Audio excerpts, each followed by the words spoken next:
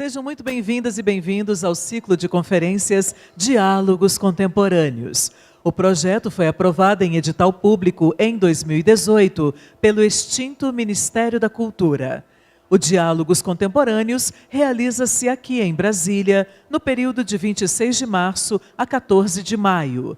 São 8 palestras, todas com entrada franca, às terças-feiras, no Teatro dos Bancários, sempre às 19 horas. Todas as conferências e debates serão gravados e disponibilizados no Facebook, no site e no YouTube. Agradecemos a todas e todos que vieram prestigiar o projeto nesta noite. Aguardamos vocês na próxima conferência e pedimos que convidem os amigos para que também possam participar. O ciclo de conferências Diálogos Contemporâneos conta com o apoio do Sindicato dos Bancários, Secretaria Especial da Cultura do Ministério da Cidadania e Cinecultura Liberty Mall. O projeto é uma realização da Associação dos Amigos do Cinema e da Cultura, com produção executiva de Dulcineia Miranda e direção-geral de Nilson Rodrigues. Convidamos para subir ao palco Paulo Cauim, poeta brasiliense e arte educador, especialista em arte e tecnologias atuais pela Universidade de Brasília e que fará a mediação do debate. O tema da conferência de hoje é a literatura que vem da periferia. E para falar deste assunto, convidamos ao palco o poeta e agitador cultural, autor de 8 livros, fundador da Cooperativa Cultural da Periferia, Cooperifa, em São Paulo, responsável por projetos como Sarau da Cooperifa, Cinema na Laje, Poesia nos Muros e Poesia contra a Violência. Além disso, recebeu os prêmios Heróis Invisíveis, da Unesco, Trip Transformadores, Orilaxé, Aprendiz Governador de São Paulo e Santos Dias de Direitos Humanos, ele, Sérgio Vaz.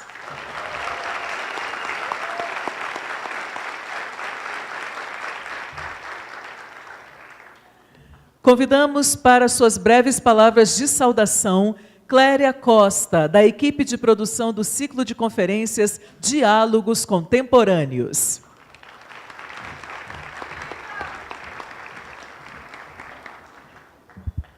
Boa noite a todos.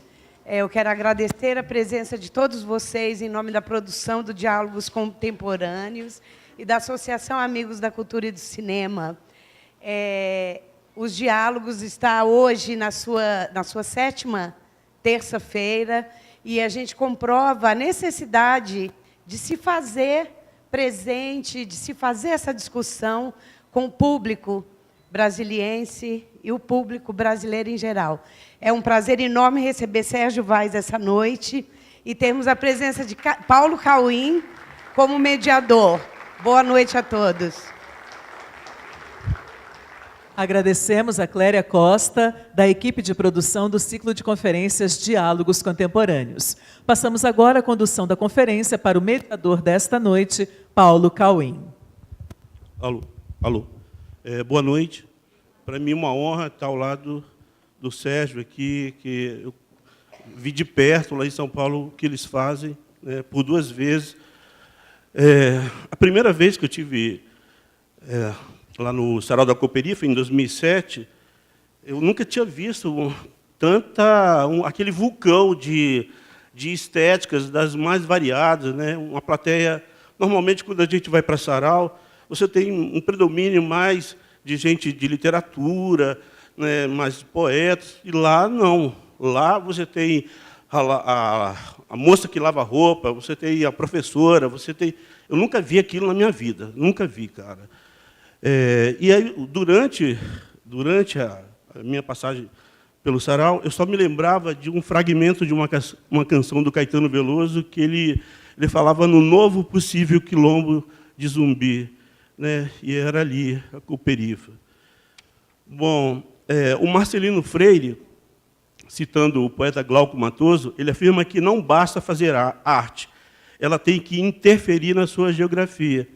O Sérgio não é só um poeta, ele vai aos presídios, ele lê poemas, estão inaugurando bibliotecas, é uma coisa entendeu? Vai além da poesia, é maior, é mais poesia. Bom, a pesquisadora e doutora em literatura, a Heloísa Buarque de Holanda, ela vem trabalhando sobre o desbunde nos anos 60, a poesia marginal nos anos 70, né? E ela afirma que essa poesia e essa prosa que vem sendo feita hoje nas periferias é o maior acontecimento literário contemporâneo no Brasil, né? O Freud diz que aquilo que ele não pode explicar, ele pergunta ao poeta. Com vocês, Sérgio Vaz.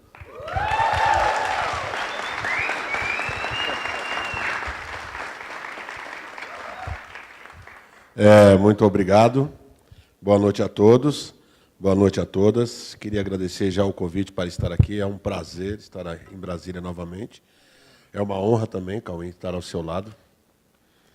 E estamos aqui. Estou facinho aí. Você vai perguntando, eu vou... Não, toca o terror.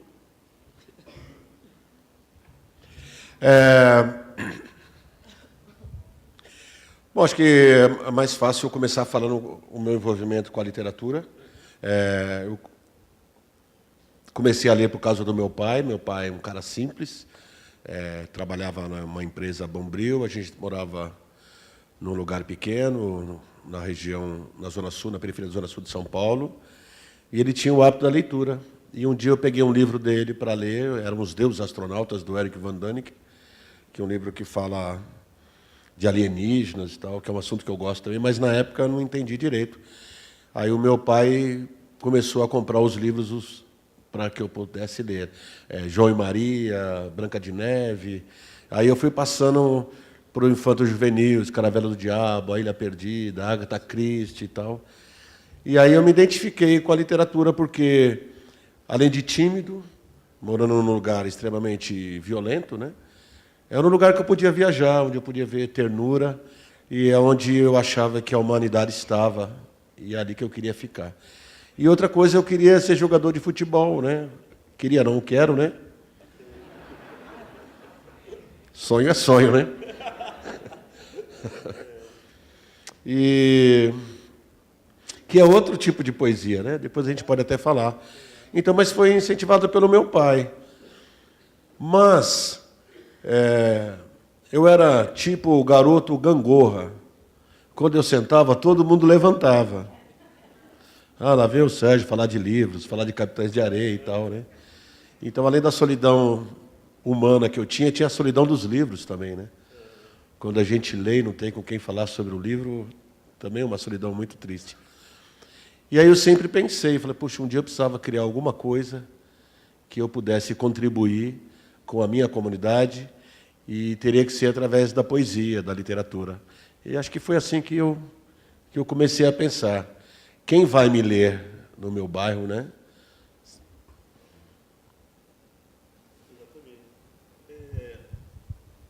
Sérgio, eu percebo, assim, em toda a sua obra, essa coisa da transformação da nossa subjetividade, né? Você fala, eu só acredito numa revolução que se você começar por você mesmo, né? Você observa, vida louca é quem estuda. São coisas que eu uso constantemente em sala de aula com os alunos, né? Recentemente, quando eles começaram a agredir os professores, agora no início desse ano, desse governo, e o professor tem que ser protegido e tal, né? Fala um pouco assim da sua relação com a educação, já que você é mais do que um educador, né? Bom, eu gosto da educação porque eu estudei pouco. Só lembrando, Sérgio, você costuma dizer também que os presídios de segurança máxima são mais aparelhados do que as escolas, né? A relação com a escola é que eu estudei pouco, né? Então eu voltei para estudar novamente.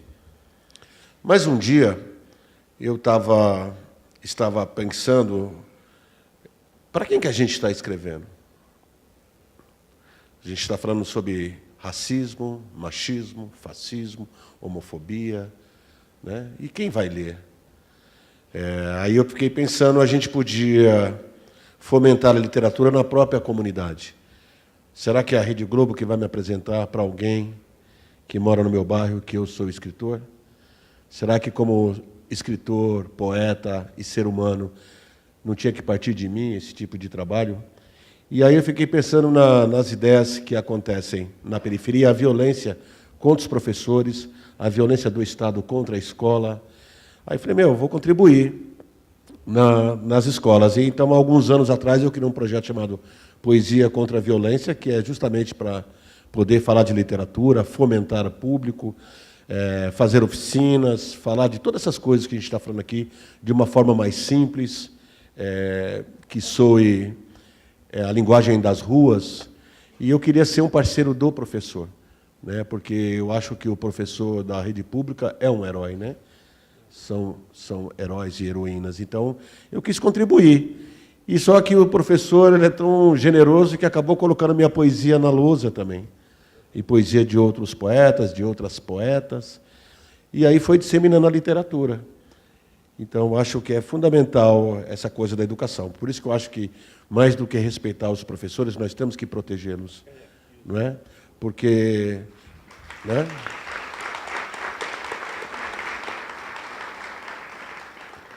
E de explicar para o jovem que aquele cara que está dando aula ali, aquela mulher que está dando aula, sentou naquele banco. E que tem um Estado contra ele, a sociedade, a mídia, e o único que quer educar é o professor. Dizer para o aluno que o professor não é seu inimigo, muito pelo contrário. E a escola talvez seja um dos poucos lugares ainda que a gente possa viver com dignidade na periferia. Porque muita gente como eu não tinha nenhum quarto para ficar. E eu ia mais cedo para a escola para poder dividir o pátio como se fosse meu quarto com os meus amigos. E eu conheço a realidade. As pessoas vão por causa da merenda, né? Então, é um lugar que eu quero estar, quero ser parceiro, não tenho nada a oferecer, porque eu não estudei muito, só quero estar ao lado, só quero receber esse axé que os alunos dão, que a juventude é muito legal. E aí, depois, eu convidava algumas pessoas, falavam, mas a escola não paga? Eu falei, não paga, cara. Né? Não tem grana e tal. Mas o que você ganha com isso? Eu falei assim, eu não sei ainda, né? Eu vou lá para fazer poesia. Aí um dia eu estava indo no mercado com a minha esposa e estava subindo uma escada rolante e tinha um moleque entregando panfleto no final. Aí quando eu estava subindo assim, ele abriu um sorriso e eu falei para minha esposa, esse aí sabe vender, já abriu um sorriso para que a gente não recuse o papel dele. Aí eu peguei o papel e ele falou assim, obrigado, poeta. Aí eu falei, você me conhece? Ele falou, você já foi na minha escola.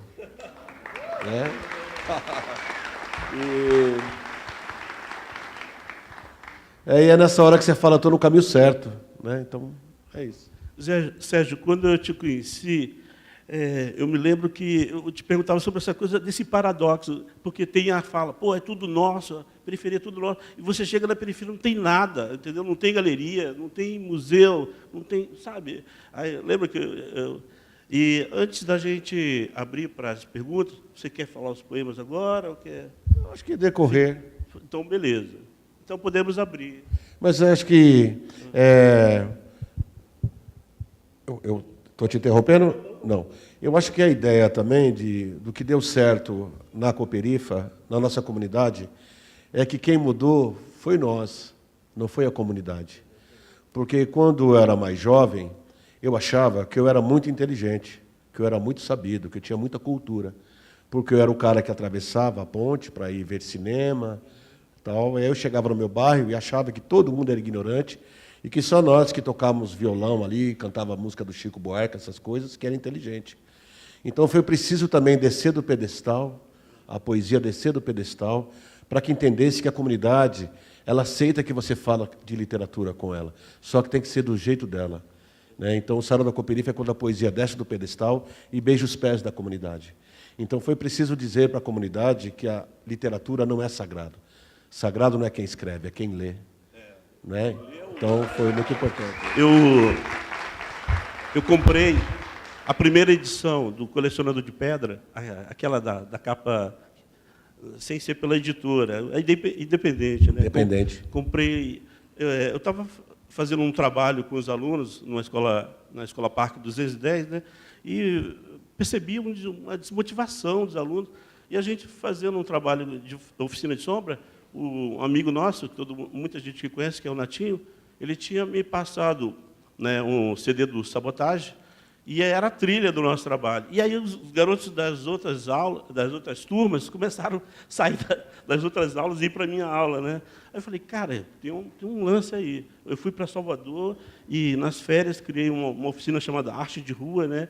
E aí, cara, aí foi quando eu te conheci, né? Fui para São Paulo, você, o Ferrez. Muita gente vê o Sérgio assim, cara, mas lá no Sarau, cara, é tanta gente, tantas... né? Eu estava falando do Gaspar, o Sacolinha, o Fuzil, do Gueto, a própria Rose, o Márcio, assim, é um exército de linha de frente. Falei, cara, está acontecendo alguma coisa no subterrâneo desse país, velho. Sabe? É legal você ver isso de perto, cara. Eu fiquei muito emocionado. Quando eu tive a primeira vez lá, falei, cara, essa parada é boa e eu quero voltar aqui para lançar o meu livro. O próprio livro do Sérgio inspirou eu publicar o meu, e ter conhecido o Sarau me motivou a voltar lá e lançar lá. E assim, é mais do que literatura, é mais do que poesia. Está mais perto de um estopim de revolução, né? Eu não sei o que a gente está fazendo ainda, né? Talvez alguém escreva sobre isso, talvez alguém dê importância, porque eu não sei nem se é literatura o que a gente está fazendo, porque a gente está falando da nossa vida, né? Da vida que a gente teve, da vida que a gente tem e da vida que a gente quer. Nós estamos falando de pessoas que estão aqui, dos nossos ancestrais, e escrevendo para os nossos filhos, porque o que eu acho que a gente faz é carregar a tocha da humanidade, né? Cada um do seu jeito, da sua forma. Eu, quando sento aqui, tem muita gente sentada aqui comigo, muita gente importante, porque eu não falo sobre mulheres, eu não escrevo para as mulheres, escrevo com as mulheres. Não falo para os negros, escrevo com os negros, né? Então, acho que é isso. Posso ler? Demorou. Os Miseráveis. Vitor nasceu no Jardim das Margaridas. Erva daninha nunca teve primavera. Cresceu sem pai, sem mãe, sem norte, sem seta. Pés no chão, nunca teve bicicleta. Já Hugo não nasceu, estreou. Pele branquinha, nunca teve inverno. Tinha pai, mãe, caderno e fada madrinha. Vitor virou ladrão. Hugo, salafrário. Um roubava para o pão, o outro para reforçar o salário. Um usava capuz, o outro gravata. Um roubava na luz, o outro em noite de serenata. Um vivia de cativeiro, o outro de negócio. Um não tinha amigo, parceiro, o outro tinha sócio. Retrato falado, Vitor tinha cara na notícia, enquanto Hugo fazia pose para a revista. O da pólvora apodrece penitente. O da caneta enriquece impunemente. A um só resta vir a crente, o outro é candidato a presidente.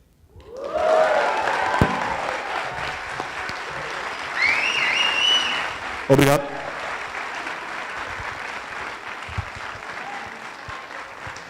Porra, tu é foda. Sérgio, começaram a chegar as perguntas aqui. A primeira pergunta é, como foi o processo de criação da Cooperifa?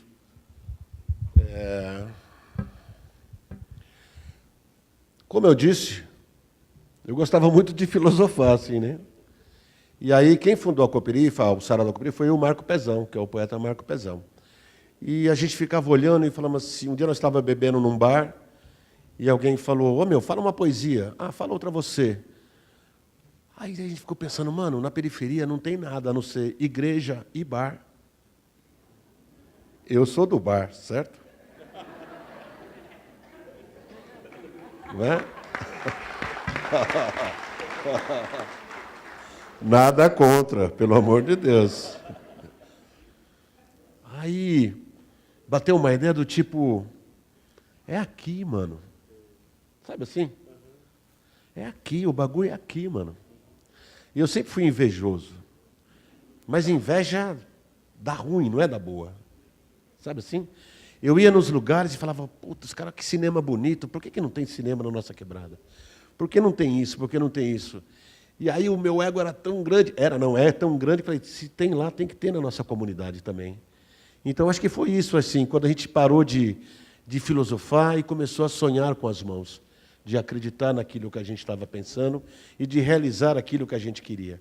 E quem ia realizar não era o governo, não era o Estado, não era a Rede Globo, não era ninguém, era nós que tínhamos, era a nossa responsabilidade. Então, a Cooperifa se deu nisso, nessa simplicidade de fazer as coisas, de ressignificar o bar. Porque o bar, as pessoas falam assim, o bar é um lugar de cachaça. Mas o bar também é onde as pessoas se reúnem para falar sobre o asfalto, sobre o esgoto, quando vem do trabalho, depois de adorar um Deus chamado trabalho, vai lá, toma uma pinguinha, toma uma cerveja, conversa. As pessoas falam, mas hoje é quarta-feira, o cara está no bar. Você passa nos bairros nobres, todo dia os bares estão lotados. E ninguém fala lá, olha, os caras... Né? Então a gente falou, não, a gente precisava ressignificar o bar, dar uma outra importância, porque o bar é o nosso centro cultural. Então foi preciso parar desse complexo de vira-lata, da gente achar. Porque eu sou da época que a gente queria mudar da periferia, agora que a gente quer mudar a periferia. Mas foi preciso passar por um processo de humildade também, né? A gente começar a entender quem é o nosso povo, porque falar do nosso povo é fácil, andar com ele é difícil. Não é? As pessoas querem muito falar sobre nós, escrever sobre nós, mas andar com a gente é para poucos, né? Então, acho que a gente se reuniu e falou, somos nós que vamos ter que mudar a nossa realidade do bairro. Sérgio, essa coisa de andar, quando a gente vai para São Paulo, aquele centro de São Paulo é tenso. E aí você chega na periferia de São Paulo, você fica tão à vontade, cara. Você, sabe, você relaxa, não tem, é diferente, né? Tem outra energia. Eu andava ali pelo Capão, sei lá, meia-noite, entendeu? Não tem aquela coisa que no centro de São Paulo, porra, vou ser assaltado, entendeu? Vou levar um tom. Lá não, entendeu? Chácara Santana, aquilo... Mas lá ser assaltado também. Não, pode sim, mas, tipo assim, mas eu fiquei muito mais à vontade ali, me sinto mais seguro, entendeu? Hoje, eu te juro, eu me sinto mais à vontade andando em Itaguatinga, do que andando na Asa Sul, cara, entendeu? Eu acho que uma coisa que eu acho que é da hora, nós somos feitos para gostar um do outro. Eles que não deixam. Não é? Você torce para o time, você é obrigado a odiar o cara que torce para outro time. E dentro da mesma torcida tem a torcida A, a torcida B, a torcida C, que não se gostam também. Então é o tempo inteiro. Eu acho que na periferia a gente é obrigado a gostar um do outro, porque a gente está sempre precisando um do outro. Agora mesmo faleceu uma pessoa, teve que fazer uma vaquinha para o enterro. Né? Então acho que isso é uma das coisas boas que eu acho. Alguém tem alguma pergunta? Eu respondi a pergunta porque acho que eu dei uma enrolada aí, não dei? Dei uma enrolada, né? Eu faço muito isso. Então, acho que foi isso, da gente criar um projeto cultural que coubesse todo mundo, o motorista de ônibus, o desempregado, o advogado, o dentista. Eu acho que foi isso que a Cooperifa fez, assim, essa linguagem universal. Sérgio, eu tenho feito, assim, são observações pessoais, assim, né? Chega sábado, domingo, assim, eu vejo a pessoa que vai fazer a caminhada, ela está com uma roupa para a caminhada, entendeu? Eu acho bacana. Vai andar de bicicleta, ela está, entendeu? E para comprar um livro é uma dificuldade, né, cara? Você pode falar um pouco isso, da coisa do livro e a migração para a internet, assim? Olha, eu estou para te falar que a periferia nunca leu tanto, mano. Pois é. Tem uma turma... Em contrapartida, as editoras e livrarias estão falindo, né? Talvez porque não tenha notado que a gente gosta de ler também. Mas em relação ao livro, o livro é caro para quem gosta de ler. Para quem não gosta, o livro... A pessoa paga 1.500 num tênis. Eu acho que a prioridade da pessoa é o tênis, não é? Paga 5.000 no celular e a prioridade é o celular. Não, acho que não tem nada a ver. A internet ajudou bastante a gente a divulgar. Talvez eu esteja aqui hoje por causa da internet, onde eu coloco meus poemas, divulgo meus trabalhos. A internet tem coisa boa e tem coisa ruim. Na livraria também. Eu vi um livro lá esse dia, estava até falando com o Nilson aqui. Como recuperar seu marido em 12 lições. Não é? Se estivesse na internet, todo mundo ia falar, a internet só tem bosta, né? Mas... tem uma pergunta aqui. Como você percebe a influência dos saraus para a vida dessas pessoas e como essa literatura influencia e transforma a realidade dessas pessoas? Pergunta foda essa aí, hein? Posso ver aqui? Claro. Como você percebe? Eu acho a influência que eu vejo, eu sempre falo da minha comunidade. Muitos jovens voltaram a estudar por causa do sarau. Outros fizeram TCC, mestrado, doutorado, e falaram, olha, foi aqui que me deu vontade de voltar a estudar, de continuar estudando. E a gente criou uma biblioteca dentro do bar, onde as pessoas pegam livros e ninguém anota nada, né? E eu acho que mudou isso, a dignidade. Eu mentia que morava lá para arrumar emprego. Hoje, as pessoas arrumam emprego porque moram lá. Eu moro perto do sarau da Cooperifa. Você entendeu? É lá onde acontecem as coisas. Então, deu dignidade para as pessoas, dignidade para o morador. Isso é fundamental, porque o que nós precisamos hoje é ter dignidade, né? Não importa onde você viva, o que você faça, o que você coma, dignidade. Então, eu acho que eu percebo aí a influência na escola, no estudo. E como essa literatura influencia, transforma a realidade das pessoas, olha, eu vou dizer como mudou a minha. Eu sempre li os ditos clássicos, mas quando chegou o Carolina de Maria de Jesus na minha mão, minha vida foi outra. Mudou para sempre. E ali no bairro, tem gente que fala assim, mas se o Zé Mário fala poesia, eu também vou falar. Influencia porque as pessoas querem ter voz. É um lugar onde as pessoas têm voz e são ouvidas. Porque voz todo mundo tem, mas ninguém ouve, né? Então, lá é um lugar onde as pessoas ouvem a voz das pessoas. Sérgio, você falou em voz. Tem uma pessoa aqui que está solicitando a palavra para oralidade indígena no nosso diálogo, né? Que é Miriam Ju Guarani. Por favor, Miriam. Fica à vontade.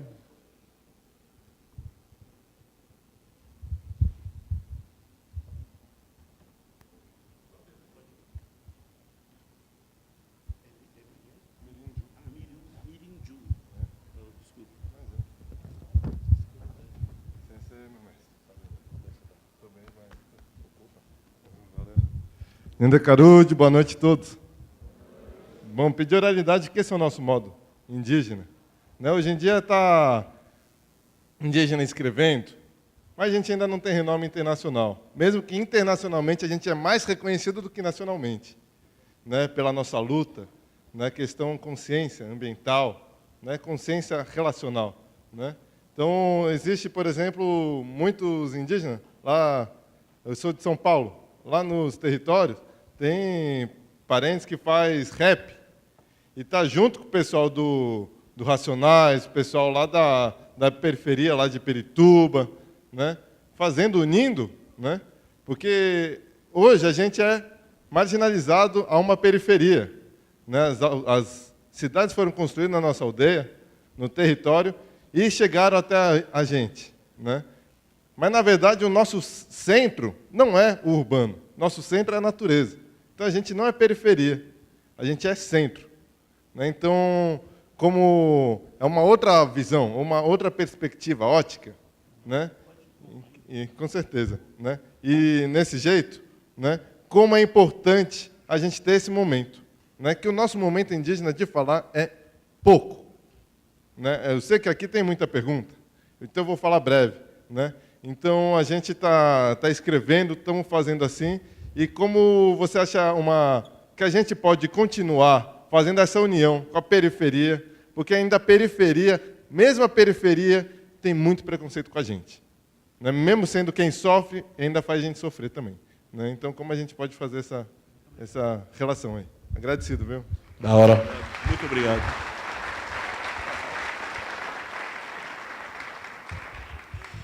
É isso mesmo. Como eu estava dizendo, eles ensinam a gente um a odiar o outro, né? Na periferia também tem gente que não gosta do outro também. E às vezes quando a gente fala de centro também, não é só o centro de local, né? O centro de poder, né? A gente não está no centro de poder. E o índio também sofre.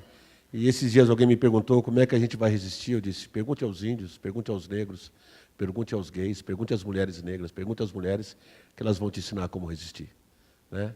Então, eu entendo o que você está falando, e a periferia tem preconceito até com outro periférico também. Tem preconceito com quem vem de fora. Infelizmente, a gente está lutando para isso.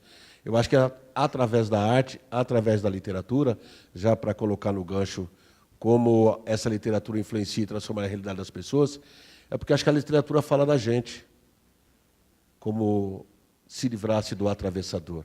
Agora, a literatura periférica não é mais o caçador que fala, é a caça. A gente eliminou um pouco dos atravessadores. Não há mais o estereótipo. Quando o índio escreve, não há mais o estereótipo do índio, é o índio escrevendo.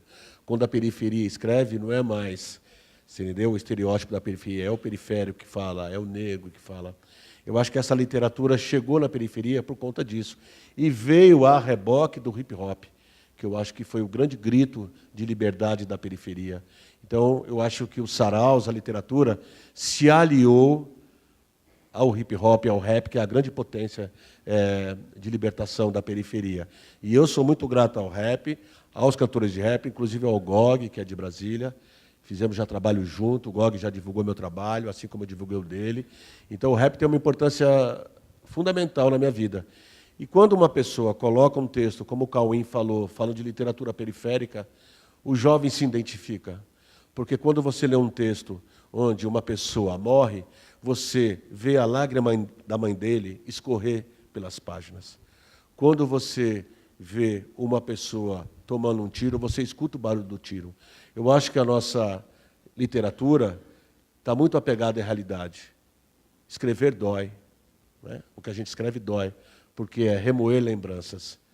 Eu moro perto do cemitério São Luís, que talvez seja o cemitério onde tem mais chumbo debaixo da terra. É o cemitério São Luís.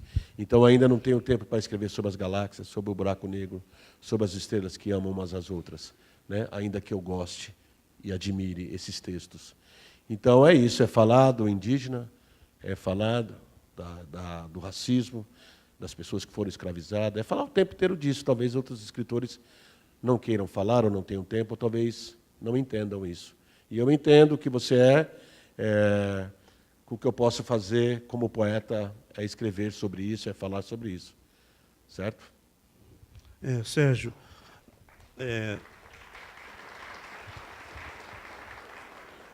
eu trabalho com os poemas, com a obra do Sérgio, com os meus alunos.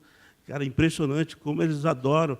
E é um conteúdo que cai no vestibular e os professores não conhecem. Eu chego, mostro para os professores da minha escola, eles não conhecem, entendeu? Mas aí passam a conhecer, né? Aí eu coloco nos grupos e tal. Nossa, que legal, entendeu? Sérgio, você falou do rap. Tem uma pergunta aqui: qual a diferença entre o rap e a poesia? É do Herbert, estudante. Herbert está aí? Cadê? Eu acho que acho que a linguagem, né, se parece tanto, pelo menos com a literatura periférica, com a poesia periférica, se parece muito, né? Também é rap, ritmo e poesia, né? Ritmo e poesia, né? Eu acho que se parece muito, os assuntos são quase os mesmos. Eu acho que diferencia um pouco a estética, né? Como o tempo do rap e o tempo da poesia são diferentes. Quando eu escrevo um poema, talvez eu não siga uma métrica, uma metodologia, eu seja mais livre. Talvez no rap tenha o enquadramento da letra. Mas eu acho que os temas são os mesmos. Eu me lembro do Jairo mandando poesia. Eu nunca tinha visto daquele jeito. Assim, falei, caralho, incrível. É muito uma coisa entre o rap e a poesia falada, a oralidade. É incrível. Eu sou fã do Jairo, velho. Qual que é o nome do rapaz lá? Herbert. Não, daquele outro. Mirim. Mirim? A oralidade é tão importante que foi através da oralidade que nós descobrimos o livro. Porque quando você faz um poema, você está lendo para alguém. e alguém está lendo para mim.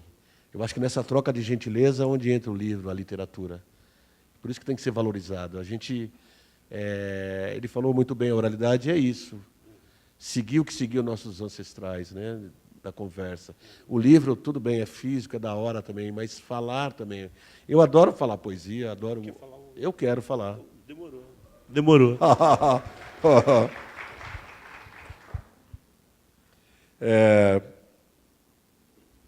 Eu sempre fui muito tímido, né? Você sabe o pé de pato de cor? Sim, depois eu vou falar. Sempre fui muito tímido. E há muitos anos atrás eu terminei com uma garota. Não, há muitos anos atrás. Mais de 30 anos atrás. E eu não tinha o que falar. E depois de 35 anos eu escrevi um poema.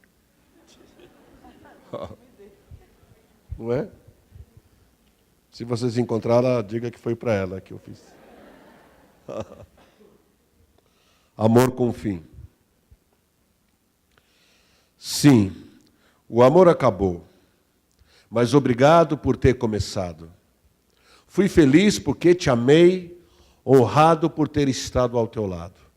Mas ainda que tua boca diga que me ama, o silêncio dos teus olhos aflige meu coração. Houve um tempo em que sorríamos muito e que nossas mãos caminhavam unidas como oração ao Deus da felicidade. E hoje, ainda que haja lágrimas, essa lembrança alivia a dor na despedida. Peço perdão se por acaso não cumpri a promessa da eternidade. Porém, fui eterno todas as vezes que entre um sussurro e outro, ajoelhei-me diante do milagre dos teus beijos. E crucificado na cruz, dos dias que não davam certo, me sentia um Deus. Todas as noites que recitava em teus braços o amor nosso de cada dia. Não sei se posso ser teu amigo depois de ter sido teu amante, mas depois de ter sido teu amante, que graça tem ser teu amigo. Não quero de volta as estrelas que te dei em troca de todas as vezes que me levou ao céu. O amor é um presente que poucos podem ter ou dar. Amar é um ato de coragem. Desamar requer humildade. Quando se dá o último abraço, é porque já faltavam braços há muito tempo. Não quero entender o amor. De minha parte, só queria dizer obrigado.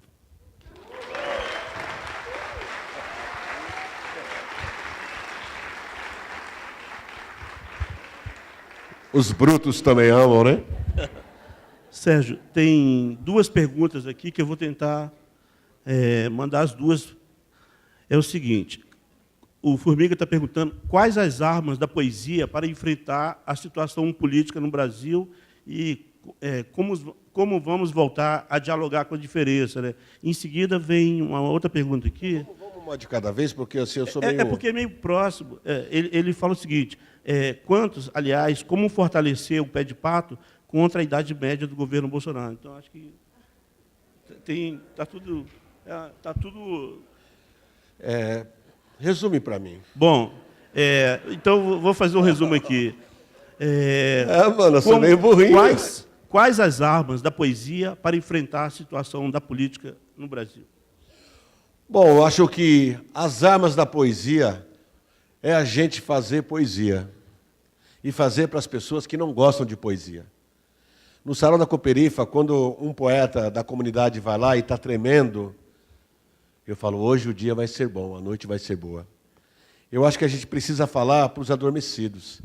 Eu acho que é da hora falar para quem está acordado, para quem conhece a palavra, mas eu acho que a gente precisa conversar com quem a gente acha que não deva conversar. Então, eu acho que, quando eu tenho uma ideia de alguma coisa, eu fico falando com as pessoas mais simples, até ela entender, porque se ela entendeu, qualquer um pode entender. Eu acho que a simplicidade com que a gente faz as coisas modifica as pessoas. E como diria Mário Quintana, a poesia não muda o mundo, muda as pessoas, são as pessoas que mudam o mundo, né?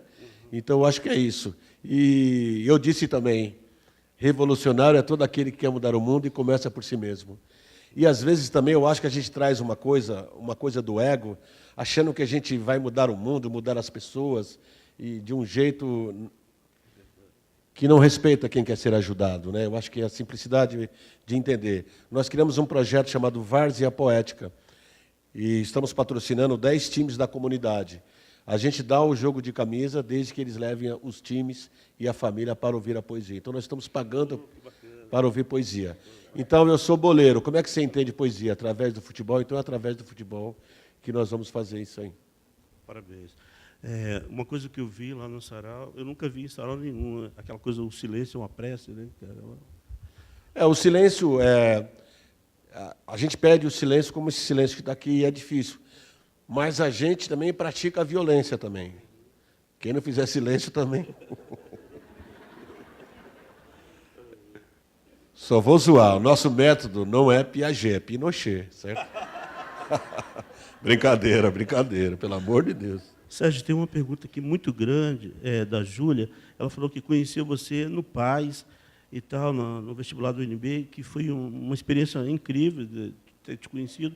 Ela pergunta assim, como é que é a coisa na periferia, os garotos que não tinham muita visão de futuro e tendo um poema seu ilustrado e sendo estudado por milhares de adolescentes em Brasília, entendeu? Olha, tudo que eu fiz e tudo que eu faço desde quando eu me conheço por gente é para estar aqui hoje.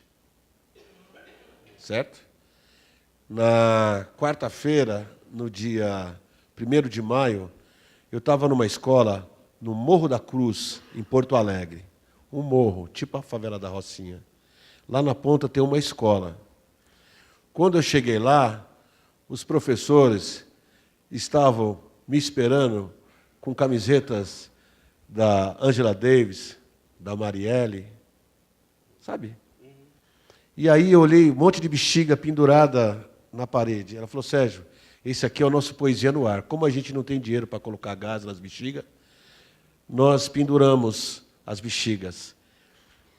E aí eu fiquei imaginando a poesia sendo usada como ferramenta na educação. Eu me senti muito orgulhoso. Não dá tempo de ter vaidade num momento desse, porque há coisas que são para a fama e há coisas que ficam para a importância. Né? De você poder contribuir para essas pessoas, aquilo que você escreve, que outras pessoas escrevem junto com a gente, está dando combustível para a educação desse país. Nesse país tão massacrado, que a educação virou inimiga pessoal do governo. Há pessoas resistindo em favelas, em lugares onde talvez eu e você não chegue. Estão lutando. Então, eu fico muito feliz, é muito importante. E o comportamento desses jovens através da poesia. Porque eles estão lendo, eles estão escrevendo, eles estão participando de slams, de batalhas, sarau. A poesia se alastrou, a poesia não é mais o pão do privilégio. Não é isso? Então, ela me perguntou, acho que foi isso. Eu vejo isso com... eu fico muito feliz, porque na periferia nós curtimos pagode, funk, curtimos música negra americana, música negra brasileira, sertanejo, forró e também poesia.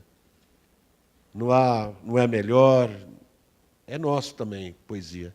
Então, acho que o meu sonho era popularizar a poesia, que ela comesse miudinho na mão da molecada.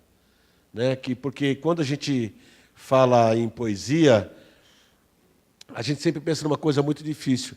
E a molecada está tornando isso fácil. Então, eu vejo o fluxo de funk, as pessoas falam, o funk, o funk, o funk. Por que não falam da poesia, da poesia, da poesia? A gente também quer sempre massacrar o jovem. Eu acho que a gente não gosta do jovem e das crianças por inveja. Né? Então, tudo que eles fazem, a gente coloca gosto ruim, tudo não sei o quê.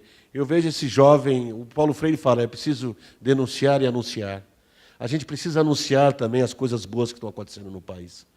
O filho do demônio escreve uma coisa no Twitter, todo mundo passa o dia inteiro retweetando. Né? Mas a gente soltamos 500 balões com pessoas bexiga, não saiu uma nota em lugar nenhum, porque não interessa também. A gente precisa se corrigir nesse aspecto também. Entendeu? A gente precisa falar desse jovem que quer estudar. Por isso que eu escrevi o texto Vida Louca. Vida Louca é quem estuda. Porque eu fui numa escola, o moleque falou assim, o outro falou assim, os vida louca, aí o outro falou, vida louca sou eu, irmão, que tenho trabalho, estudo, então a gente precisa inverter certas coisas. Né? Chegou uma pergunta, Vida Louca, aqui. Está perguntando o seguinte, por que um moleque na quebrada, com uma arma de 400 páginas na mão, causa tanto medo? Não é? Está pensando, não é? Se tem uma das coisas mais bonitas na história dos Panteras Negras, que eu acho, além do fuzil, da arma, era a alfabetização dos jovens, das crianças. A gente precisa educar os nossos jovens, as nossas crianças. Precisa ser parceiro, né? E aí, a palavra vida louca, na periferia de São Paulo, tinha a ver com crime. E a gente começou a usar esse tipo de ferramenta para desconstruir essas palavras. Né? Vida louca é quem estuda, e pronto, acabou. Sérgio, você lembra o pé de pato de cor? Que eu uso todo semestre. Com os meus Pé de alunos. pato é o nome dos justiceiros que se dá, o nome dado aos justiceiros da periferia de São Paulo. Bruno matou o pai, matou a mãe, os irmãos, os avós. Bruno matou todo mundo de saudade quando foi para a faculdade. Caralho.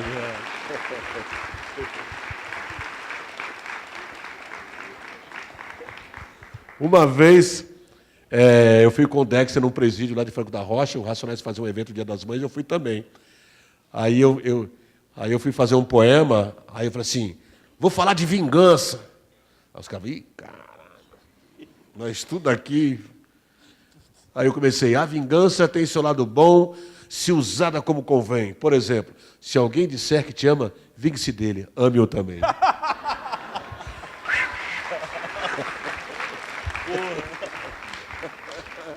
Oh, desculpa, eu posso contar uma história? Tudo seu, pô. É isso mesmo, né? Demorou. Mudou aqui, né? Qual que é o seu nome? William dela? Uma salva de palmas aí, né?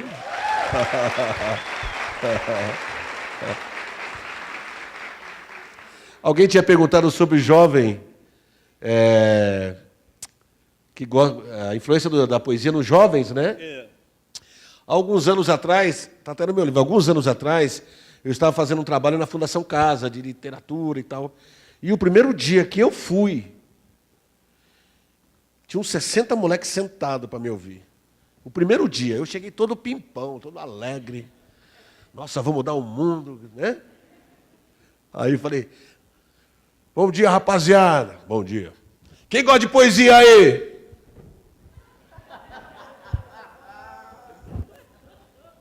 Falei, mano. Falei, mas é o seguinte, estou ligado que visita é sagrada, não é? Então vou fazer um poema de um amigo meu. Aí eu comecei, daria um filme, uma negra e uma criança nos braços, solitária na floresta de concreto e aço. Olha outra vez o rosto da multidão. Daqui a pouco foi cantando comigo, foi falando, daqui a pouco estava tudo, ei, São Paulo, terra de ar. Aí o Frente falou assim, ei, mano, esse bagulho é Racionais. Eu falei, poeta, Racionais é poesia? Eu falei, então nós gosta. Não é?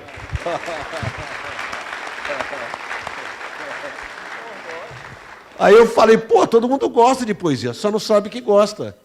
Não é? Então a nossa função é lembrar as pessoas que elas gostam de poesia. O Renato Russo adorava Racionais, Chico Buarque ama, né, cara? Sérgio, tem uma pergunta seguinte, que conselho ou ideia você daria para um adolescente de Quebrada que está hoje em privação de liberdade, em unidade de internação do socioeducativo e que participarão de oficina de poesia? Olha, para ele, para qualquer um, porque tem muita gente que está privada da sua liberdade na rua também. Né? Depende do que a gente pensa também, nos aprisiona. Tanto é que essas pessoas que estão contra nós são pessoas que odeiam a liberdade, não é isso? Por isso que são contra a música, contra a cultura, contra a educação, não é? O conselho que eu sempre dou é ler, meu. Eu acho que ler é da hora. Não sei, eu não sei nem se é um conselho assim, mas eu acho que ler é muito poderoso, mano. Eu li um livro do Baldwin, Se a Rua Bel Falasse, e agora eu estou lendo Terra Estranha, do Baldwin também. E aí, quando eu estava lendo assim, eu não percebi, o avião tinha pousado. Eu falei, caramba, eu nem vi a hora passar. Isso é meditação, não é? É uma yoga, é um mindfulness, é uma meditação também. Então, acho que é da hora ler, mano. Eu acho fundamental, porque mudar a mente da gente, né?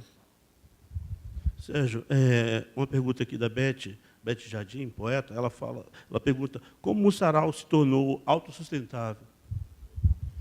Bom, ele é num bar, né?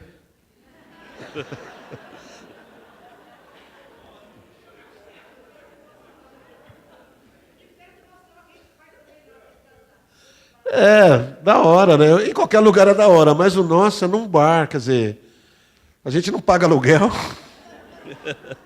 não paga água, não paga luz, não paga nada. Eu acho que cada qual, né? A gente não pode falar que só porque a gente faz de um jeito tem que ser. Mas eu acho que é assim, porque a nossa independência também é porque a gente fala muito mal do governo, né? Então as pessoas também não são muito afim de ajudar a gente também. Ainda tem o ajoelhar-se? Ajoelhar-se? Não, mas ajoelhar-se não tem. As mulheres decidiram que esse ano não fariam. Então é isso. Sérgio, você percebe muita diferença na periferia de São Paulo e Brasília? DF, assim? Eu acho que sim. Há uma diferença de periferia da Zona Norte para a Zona Sul de São Paulo. Quando eu lancei meu livro na Rocinha, não, antes, depois, quando eu fui no Sarau na Rocinha, nós estávamos na Rocinha, o cara chegou, o cara falou, esse cara é de outro morro.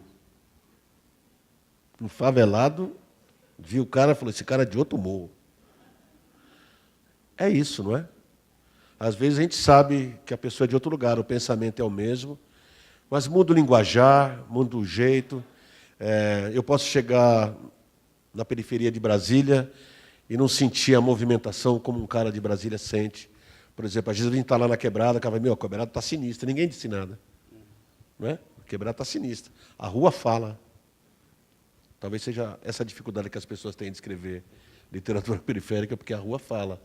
E contemplar as ruas é isso, eu acho que é uma diferença, sim. Sérgio, chegou uma pergunta da Vila do Canão aqui. Eu conheci o trabalho do Sérgio no documentário sobre o Sabotagem, né? Eu queria saber o que o Sérgio achou mais especial nas letras do Sabotagem. Você que tem um poema para o Sabotagem, né? Sabotagem era mágico no sentido... Ele tinha swing, cara. O rap demorou para ter swing, porque o rap tinha uma responsabilidade, né? Assim, de falar sobre os problemas da favela, de lutar contra o racismo e tal. E aí ele trouxe uma ginga, cara. Ele era meio gringão, assim, né? As rimas dele eram fantásticas. Puta, eu gostava muito dele, né? Eu acho que é isso, assim. Acho que é um swing, assim. Eu me lembro, eu li quando eu fui pesquisar material para os alunos, aquelas entrevistas maravilhosas da Caros Amigos, lá na Onda Sul, na lojinha do Ferrez. Eu li uma entrevista e o Sabotagem falava assim para os caras da banda, velho, não fica só escutando rap, não. Vai escutar Sandy Júnior, entendeu? Vai escutar outras coisas, vai escutar rock, entendeu? O pessoal acha que periferia só escuta rap e funk, né, cara? As raízes nossas vêm lá de James Brown, Bessie Smith, Jimi Hendrix, né? Exatamente. Vem de...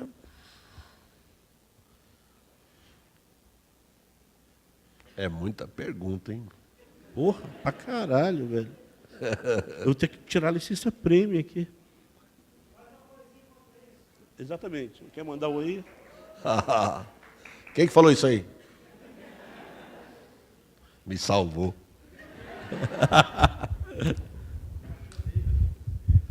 Vou fazer. Mas já que ele tocou no Sabotagem, eu vou fazer homenagem ao Sabotagem. Mauro era um negro de asas, um pássaro com os pés no chão. Som de ébano com pele de couro, o Mouro fez ninho no canão. O passado que o futuro queria escrito em carvão deixou de ser pó, para ser pão ao se viciar em poesia.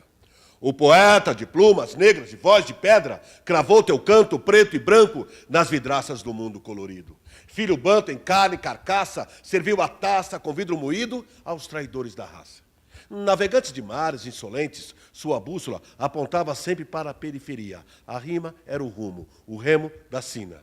No ar, como fumaça de fumo e vermelha retina, era frio, era quente, mas nunca banho-maria. Um dia, num voo curto depois de um longa-metragem, um disparo sem rosto, uma bala sem gosto, calou o personagem. Diante disso, sem nos avisar, desfez o compromisso, seguiu de viagem e foi cantar em outro lugar, num bom lugar.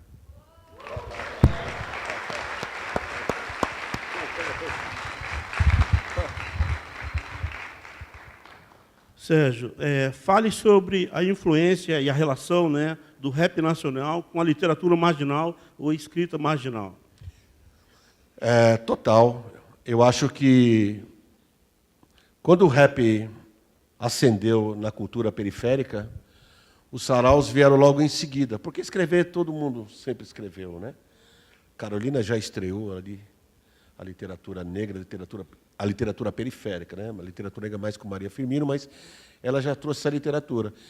E quando o rap veio, a gente começou a entender o recado. Precisamos falar da gente, cara, dos nossos problemas, das nossas dores, dos nossos amores. A literatura periférica é onde a gente se beija, cara. A gente se ama, sem estereótipos, né? Porque parece que a gente não se beija, que a gente não se gosta, né? Então, eu acho que é total. Eu acho que uma coisa dá gás à outra. Tanto é que, por exemplo, eu falei do GOG aqui, mas já fiz trabalho com o GOG, já fiz trabalho com 509E, né? Já fiz com versão popular e tantos outros. Assim, há uma proximidade, até pelo teor das letras, pelo teor das ideias. Eu acho que é fundamental. Eu acho que agregou ao rap o conhecimento, né? O rap tinha o conhecimento das ruas, juntou esse conhecimento aí. Essa coisa do pertencimento, né, do empoderamento. Eu me lembro uma entrevista com o João Break, lá da Ceilândia, que trabalha com audiovisual. Ele está em parceria com a Asdilei, né, no rap O Canto de Ceilândia, ele falando que foi bacana toda a onda do rock de Brasília, mas quando chega o Câmbio Negro, ele sou o negão careca mesmo na Ceilândia, entendeu? Que ele, sabe, ele sentiu aquilo, né? E eu sinto isso, assim, né? Sérgio, aqui tem um comentário que uma pessoa que viu uma entrevista, você falando de sonhar com as mãos, o que falta para empolgar as pessoas, né? É sair de casa e sonhar com as mãos, né? Uma vez, eu estava numa escola e, enquanto eu falava, a professora fazia tricô. E ela me perguntou, como que eu vou fazer para os meus jovens gostar de literatura? Ela falou assim, qual o livro que a senhora está lendo? Eu não gosto muito de ler. Então, quando eu estou aqui, na minha ideia, eu não vim para empolgar ninguém, eu vim porque eu estou empolgado. Não é? Então, eu quero manter meus olhos sempre brilhando, sempre acesos, o coração em chamas. Eu acho que é o grande segredo assim, da gente querer fazer alguma coisa, é não se preocupar se vai dar certo, se não vai, porque eu acho que os loucos são os loucos, né? Não tem jeito, tá? Eu olho aqui, tem um monte de doido aqui. Um monte de doido aqui, não adianta eu falar A, B, C, que não vai me ouvir, vai fazer o que tem que fazer, e é isso mesmo. Exatamente. Viver a nossa vida. Eu acho que a gente tem que viver a nossa vida, mano. Exatamente. E os feminismos, como são recebidos e vivenciados pelos manos em relação às minas e às monas? Bom, em relação ao feminismo, eu estou aprendendo muito. Eu vim da periferia, sou da periferia, e estou aprendendo muito. Estou lendo muitas coisas, as mulheres comandam o sarau, a gente está aprendendo as duras penas. Eu estou em processo. Não sou... estou aprendendo, né? Não pode adiantar, estou aprendendo. Eu leio o Djamila, eu leio o Joyce Bert, eu leio o Jennifer Nascimento, Elisandra, Mel Duarte, Luz Ribeiro. Para aprender, estou aprendendo. A Cooperife é um lugar que eu acho que parece a ONU, mano. Não é porque eu estou na minha presença, não. Cara, não é por nada, não. Eu nunca vi nada parecido no Brasil, cara. Acho que... Se eu não me engano, a Érica Malunguinho vai lá hoje. Então, o que a gente sempre fez lá é não tratar ninguém especial. A dona Edith, que é a nossa rainha, ela é deficiente visual. Ela já está lá há vários anos, chegou lá e ela faz poesia. É preciso lembrar a gente que ela tem problemas de enxergar, porque a gente... Não é? Eu xingo ela, falo palavrão, falo besteira. Então, acho que é isso. Sérgio, o Daniel, servidor público, vamos fazer um gancho, ele gostaria de saber como é o sarau, qual a regularidade, né, onde acontece. Bom, o sarau acontece há 18 anos, todas as terças-feiras. Todas as terças-feiras, durante 18 anos. Enquanto eu estou aqui, está acontecendo o sarau lá. E as pessoas chegam, dão um nome, aguardam, começam às 8h30, acaba às 10h30, às vezes estoura um pouco e tal. Essa regularidade para nós é fundamental, porque finca a bandeira e fica, né? Porque às vezes a gente faz alguma coisa e desiste, talvez esperando o resultado imediato. Então acontece lá com essa regularidade, toda semana. Essa coisa do o silêncio é uma prece veio lá do Samba da Vela? Sim. Do Samba da Vela, quando a gente frequentava lá, ainda com o Paquera. Santo Amaro, né? Santo Amaro. A gente pegou a frase deles. Antigamente tinha uma frase, nós é ponte e atravessa qualquer rio, que era do Marco Pezão. Aí usamos a frase, o silêncio é uma prece. Agora já estamos usando outra, né? Silêncio, senão o bicho pega. Porra, vamos usar aqui em Brasília. Pô, tem uma pergunta aqui, mas estou guardando para o final. Ainda tem... Já, como temos de tempo ainda? Pô, mas essa pergunta aqui eu vou deixar para o final, cara. Deixa eu ver se eu tenho aqui.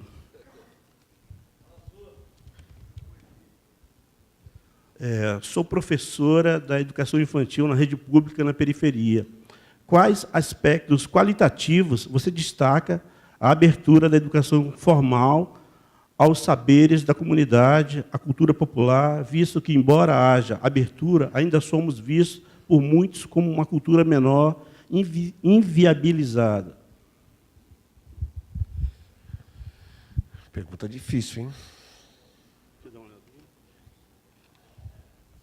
Acho que eu não sei nem ler, meu.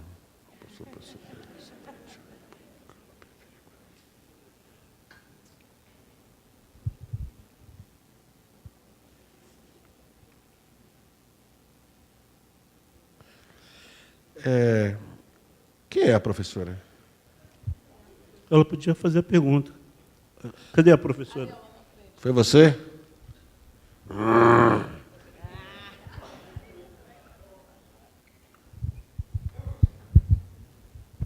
Não, é justamente isso, né? Eu sou professora da rede pública, trabalho com educação infantil, e não são todas as escolas. A gente, embora tenha se falado muito dessa abertura à cultura popular, dessa abertura mesmo do que diz respeito aos aspectos que são da comunidade, a gente encontra ainda muito, no nosso próprio meio dos professores, muita resistência de abertura a essa educação que não está institucionalizada.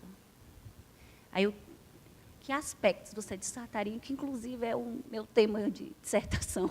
Qual que é o seu nome? Meu é Andréia. André, eu tenho muita dificuldade de falar de educação, porque assim, eu não entendo muito, né? E eu não quero parecer que tenho nenhuma fórmula, nem nada, porque, como eu te disse, eu sou apenas um parceiro da educação, né? E quando eu vou à escola, eu deixo isso bem claro, assim. Mas eu acho que a gente tem resistência em todo quanto é lugar. Eu acho que a gente tem que se pegar com quem está resistindo ao contrário, né? Porque um professor um dia disse para mim, você vai na minha escola? Eu disse, eu vou. Ele falou assim, você é muito importante na minha escola. Eu falei, mas é importante eu ir lá também. Ele falou assim, a sua poesia muda a aula. Então, a importância que ele dá para isso nos dá qualidade. É lógico que Carlos Drummond de Andrade é importante. É lógico que Fernando Pessoa é importante, que Clarice Lispector é importante. Mas, nesses momentos, falando em saberes, porque o que é a comunicação? A comunicação é eu falar e você entender. E esse professor que não sofre resistência, ele já entendeu. Que quando ele fala para o aluno entende o que ele está falando. Eu acho que educador é aquele que confecciona asas e voa junto. Eu acho que é o que você está fazendo.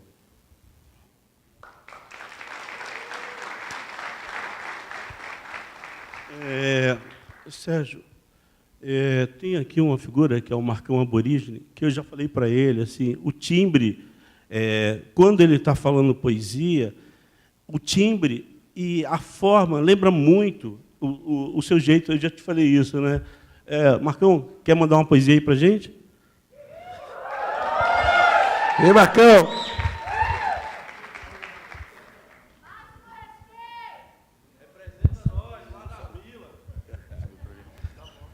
Boa noite. Voz não tem nada a ver, vocês viram. Licença. Pô, se eu tivesse uma voz dessa, eu estava bem, pô. Muito obrigado pela comparação. Só acho que não é justo com ele, né?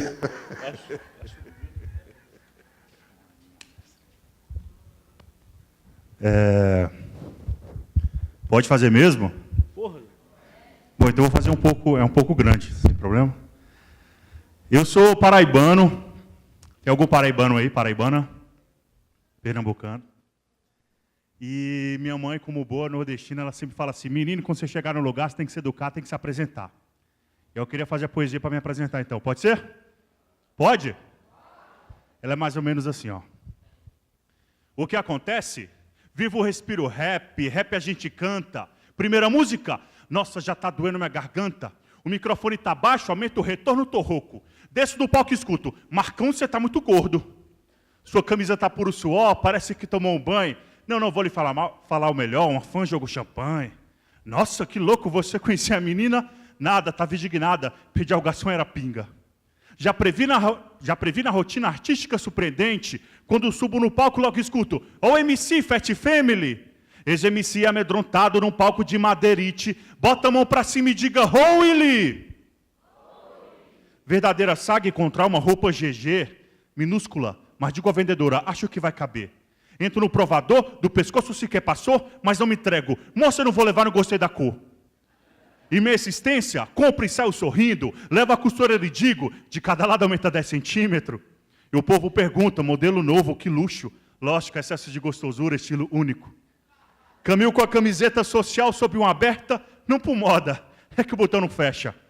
Corpo de atleta, disputa acirrada, dependente do menu, levantamento de talheres, competidor número 1. E aí, Marcão, vamos jogar futebol, parceiro? Atacante, você escolhe goleiro ou zagueiro? Torneio na escola, futebol, todo mundo gritando. Quando entrava no jogo já ouvia: juiz, tem 2 bolas em campo. Em minha ironia, quantas vezes choro?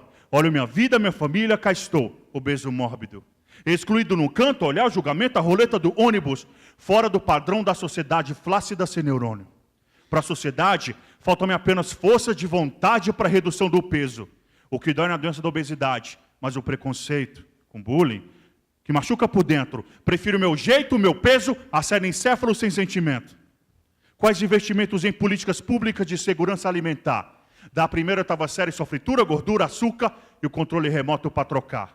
De canal. Durante a propaganda da guloseima divertida, brinde embalagem colorida, tasumania, primeira infância, 1000 calorias. Para onde agora? Senhores e senhoras, grato pela atenção. Marcão em sua melhor forma.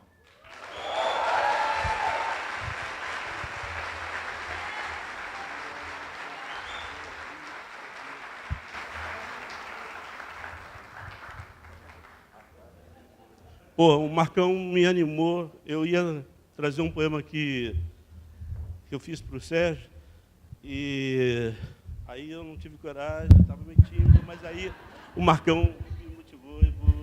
Se chama Revolução. Bem longe da PUC, da OCA, do MAR, do MAN, do MASP, da FAAP, do Museu Afro, da Ipiranga com a São João. Bem longe do Pão de Açúcar, do Elevador Lacerda, do Palácio do Planalto, do Pantanal, da Avenida Nossa Senhora de Copacabana, do Rio Tocantins, das dunas de Genipabu, bem perto da Serra da Barriga, de Palmares, de Zumbi, da Pipa, da batida perfeita do Zé Batidão, da Chácara Santana, da Unda Sul, das vísceras do Vaz, aqui é o lugar, Sarau da Cooperifa.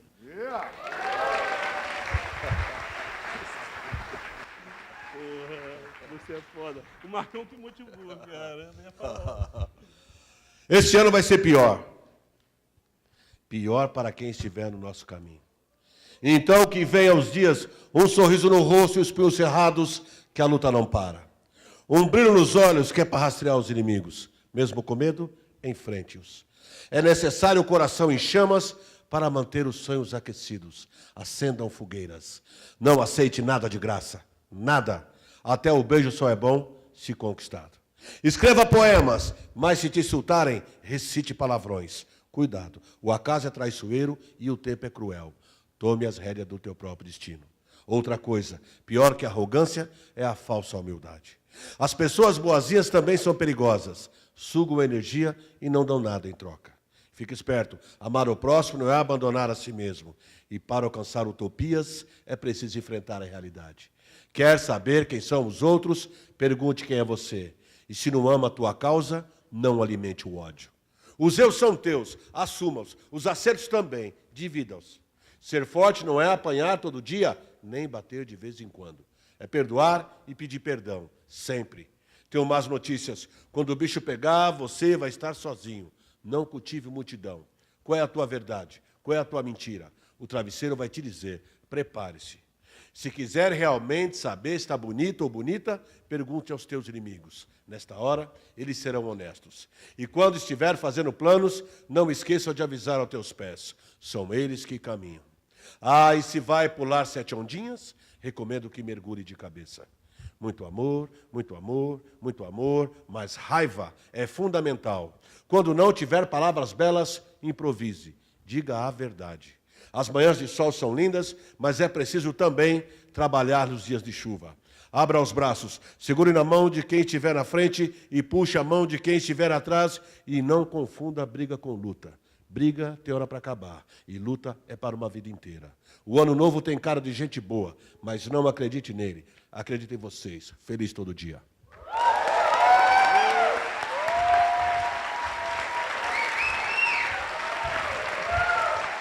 Da hora.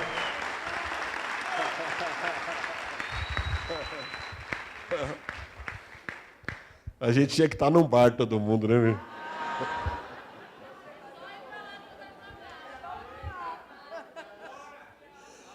Tomando um refrigerante. Chegou uma pergunta aqui que temos na plateia vários poetas, representantes de coletivos, de sarau, de periferia. Qual o seu recado para eles? Tamo junto.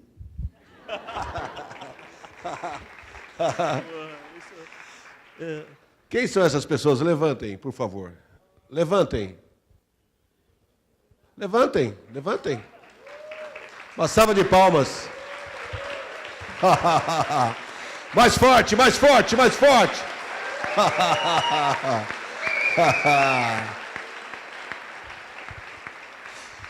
De novo, uma salva de palmas. Tamo junto. Como é que vai fazer? É nós por nós, não é? Vocês não vão ficar se livre de mim, não.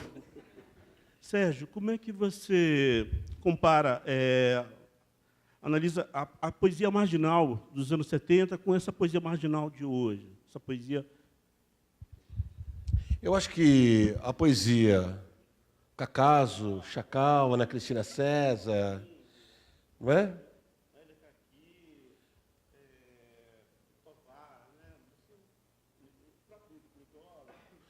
Sim, eu acho que também estava à margem das grandes livrarias, à margem da mídia também. Eu acho que nós estamos à margem de tudo também, né?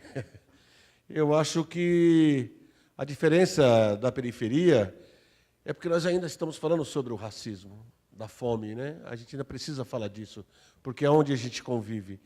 E a gente passa e vê uma mãe chorando, é preciso escrever sobre isso, né? Então, acho que a diferença está aí, nesse engajamento, que nós ainda estamos presos a esse engajamento, porque há necessidade ainda, o povo ainda sofre.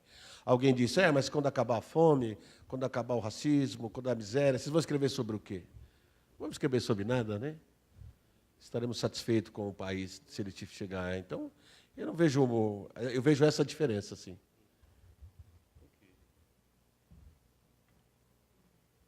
E é engraçado, você me perguntou de um jeito, porque uma vez, numa universidade, eu já te contei essa história, eu acho. Uma mulher, logo no começo, ela disse, vocês dessa literatura periférica escrevem tudo errado. Né? Vocês escrevem tudo errado e tal, e de repente vocês vão escrever um bilhete na geladeira e a pessoa não vai entender o que está escrito no bilhete. Eu falei, senhora, da onde a gente vem nem todos têm geladeira. Mas quando a gente diz nós vai, é porque nós vamos. Não é? Então, acho que essa literatura periférica nos permite economizar a crase, ponto e vírgula.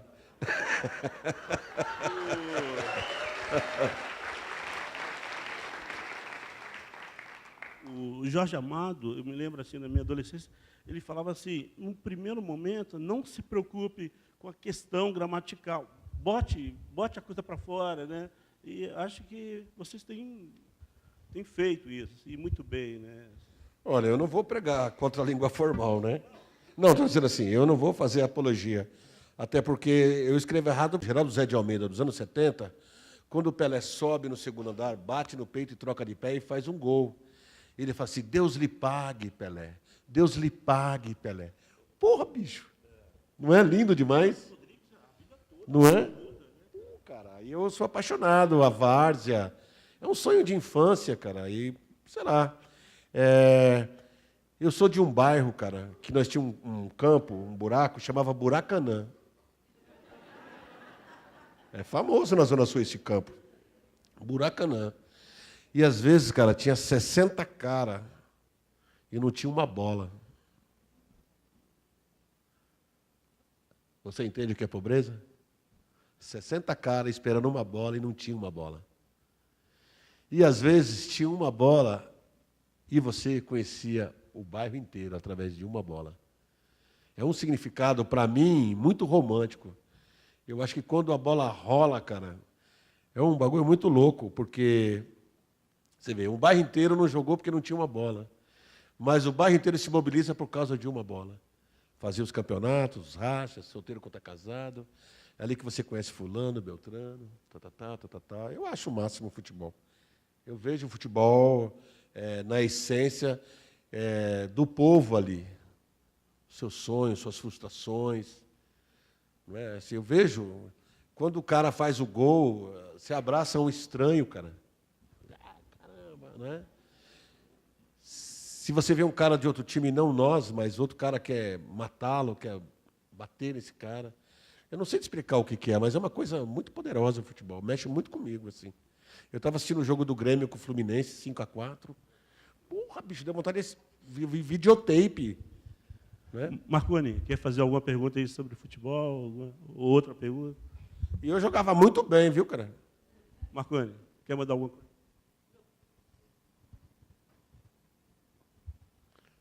Eu estava numa escola lá, eu falei de futebol, o moleque apareceu com uma bola, mano. Esse cara conhece muito futebol.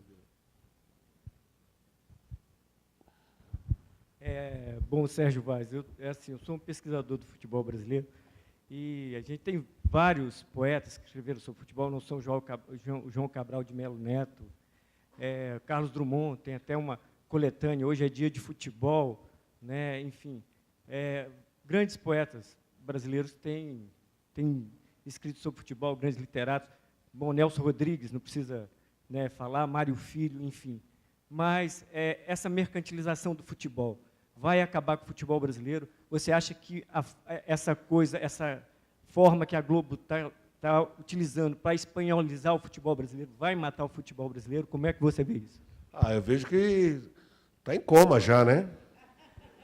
Não é? Eu não tenho dúvida disso. Eu sou palmeirense. E eu nunca fui no estádio do Palmeiras, porque eu acho muito caro.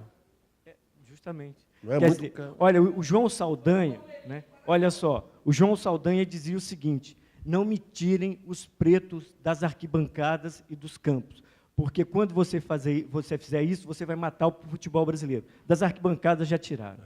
Agora o nosso medo é dos campos. Quem que escreveu aquele livro, Arquibaldos e Geraldinos? Arquibaldos Geraldinos?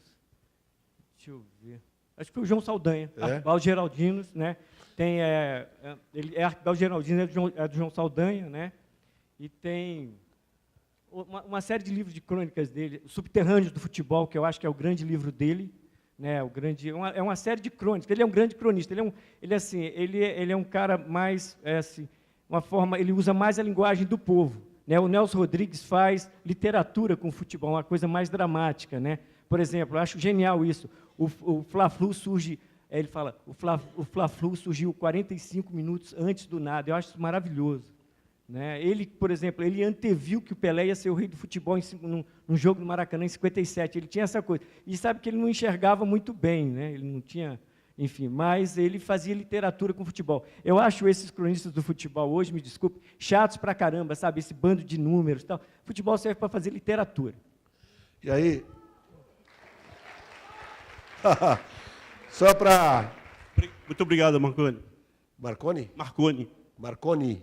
Marconi. Ô, Marconi, só para ilustrar a paixão do futebol, tem um texto do Drummond que ele desce do bonde, vê um monte de gente ouvindo o jogo no rádio, mas o jogo está acontecendo no Maracanã. Não, ele está no Rio. Não, eu não sei onde ele estava. Não, aí ele passa, vê todo mundo ouvindo no radinho. Aí ele para ver o que é, ele desce do bonde para ver o que é. Aí o cara grita, foi pênalti, foi pênalti. Aí ele falou, mas como você sabe que foi pênalti? Você não viu que foi pênalti? No radinho. Aí ele pega e vai embora, porque ele não estava entendendo. É só o futebol.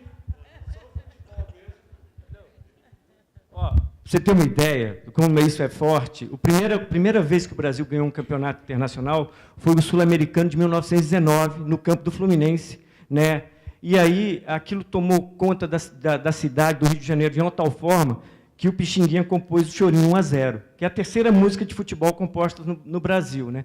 Agora você falou, por exemplo, eu também joguei num Buracanã, que era aqui na Asa Norte, perto do CEUB. É franquia, hein? Franquia, pois é. Pois é. E jogava no Botafoguinho da Asa Norte. Acabei me tornando botafoguense por causa disso, inclusive. E é o seguinte, você sabe, um orgulho de qualquer boleiro, é o seguinte, o cara que é bom de bola mesmo, e o senhor sabe que eu sou bom de bola. Eu driblava fácil, Fala, filho, que ele é bom de bola, filho? Jogava fácil. Pois é. Então é o seguinte, você sabe qual é o meu orgulho? Nunca ter tido uma bola. Porque eu sabia, bom, os caras iam na minha casa me chamar para jogar. Eu falava, porra, que legal. Aí já... Muito obrigado, meu irmão. Aí nós já precisamos pesquisar, né? Sérgio, só uma coisa. Continua. Uma coisa que também que acontece com o futebol, Marconi, estava acontecendo com as escolas de samba também. Não é? Quando a escola, o ano inteiro na favela, passando tudo aquilo que passa, aí você desce com samba, exaltando a BASF, o agronegócio, Miguel Falabella, Chitãozinho Chororó. Quer dizer, o único momento que você tem voz, as pessoas compram a tua voz, cara. Isso é muito triste. E quando a Tuiuti vem com aquele samba magnífico, aí vem a Mangueira esse ano, quer dizer... Esse ano a Mangueira... Não é? Nós precisamos retomar as coisas do povo, né? Retomar o que é nosso, né? Hã? Não é? É isso mesmo. Gaviões da Fiel.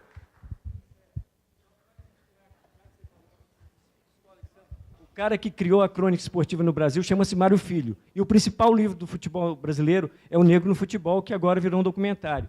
É o Mário Filho que vai propor o desfile das escolas de samba. Ele que cria o desfile das escolas de samba. Até então, porque era justamente o seguinte, janeiro e fevereiro o futebol entrava de férias, ele falou, vamos criar o desfile das escolas de samba. Isso acontece na década de 30 no Rio. Ó, que da hora. Sérgio, pegando o gancho do Marconi, como é que a gente continua gostando ainda dessa uniforme da seleção brasileira, tão associado ao golpe, ao poder, a esse... Como é que a gente consegue continuar gostando, cara? É foda. Você faz o que você quiser, eu... Não, eu estou perguntando para você, velho, porque acho foda. Não, mano, velho. eu não torço mais para isso, cara. Eu não torço mais para isso. Você vê o Neymar agora, deu um soco num cara. O Neymar, para mim, representa todo esse país de hoje, ele representa. É a cara dele, a cara desse país é ele. Mimado, rico, sonegador, violento, demagogo. É o que nós estamos vendo, ele é um símbolo. Fake, né? Não, eu não curto seleção, não, mano. Já curti. Eu não curto, irmão. Aquela camiseta amaldiçoada. Eu sinto. Para mim é difícil também. Marconi, Olha isso, né, cara? Olha o que ele fez. Olha o que ele fez.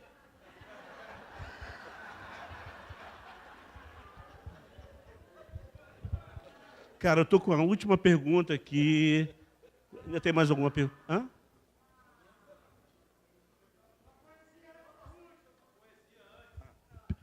Pediu para trocar. Quer mandar um poema? Tô guardando a pergunta, pelo jeito, não é um comentário da Marília Rodrigues. Achei tão bonita. A Marília está aí? Cadê a Marília? Ali.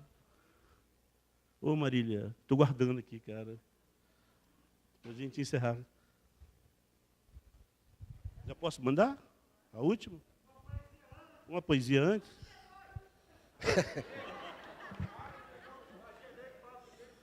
Minha família veio toda para Brasília. A gente percebe quando é da família. Você vê que ela está falando, nem olha, que é para fingir. Cadê aquele livro, Flores de Alvenaria?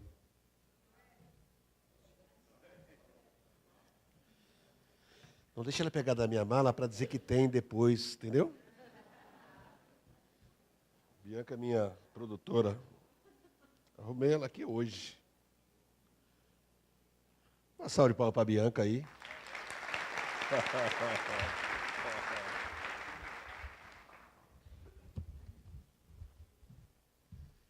Eu só quero ver. É o William, né? William, eu quero ver você traduzir essa bagaça aqui, irmão. Agora te apertei, te abracei sem te apertar. Mas também se ele errar, como é que a gente vai saber também?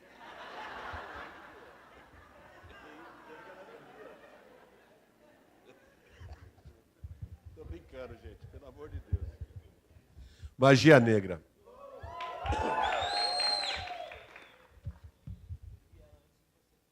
É?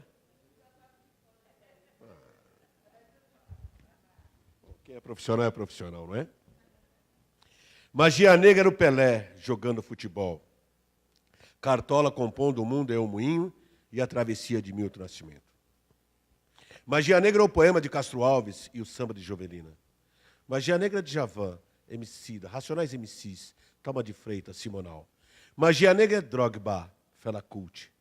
Magia negra é Dona Edith, recitando poesia no sarau da Cooperifa. Carolina de Jesus é pura magia negra. Garrincha tinha duas pernas mágicas e negras. James Brown e Milton Santos é pura magia. Não posso ouvir a palavra magia negra que me transforma em dragão. Michael Jackson e Michael Jordan é magia negra. Cafu, Milton Gonçalves, Ruth de Souza, Dona Ivone Lara, Jefferson D, Jorge Mendonça, Daiano dos Santos é magia negra. Magia Malê Luísa Marim Calafate. Fabiana Cosa, Machado de Assis, James Baldwin, Alice Walker, Nelson Mandela, Tupac, Luiz Gama, Conceição Evaristo. É isto que eu chamo de escura magia. Magia negra Malcolm X, a marcha de Harry Belafonte e Martin Luther King. Mussum, Zumbi dos Palmares, João Antônio, Candeia e Paulinho da Viola. O Zayn Bolt, Elza Soares, Sarah Vaughan, Billie Holiday e Nina Simone é magia mais do que negra. Eu faço magia negra quando danço o fundo de quintal e Bob Marley. Cruz e Souza, Zosmo, Spike Lee, tudo é magia negra neles. O Mojá, Espírito de Zumbi, Afro-Coteban. MS Bimba, Vai Vai e Mangueira. Todas as escolas transformando quarta-feira de cinza em alegria de primeira. Magia negra Sabotagem, MV Bill, Anderson Silva e Solano Trindade. Onde Jaca, Ana Paula Tavares, João Melo, magia negra. Magia negra são os brancos que são solidários na luta contra o racismo. Magia negra é o rap, o samba, o blues, o rock, o hip hop de África Bambata. Magia negra é magia que não acaba mais. É Easy e mais um monte de gente que é magia negra. O resto é feitiço racista. Muito obrigado.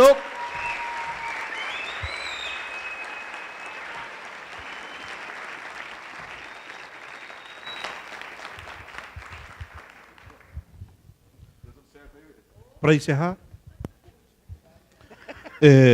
Marília, muito obrigado. Quem falou?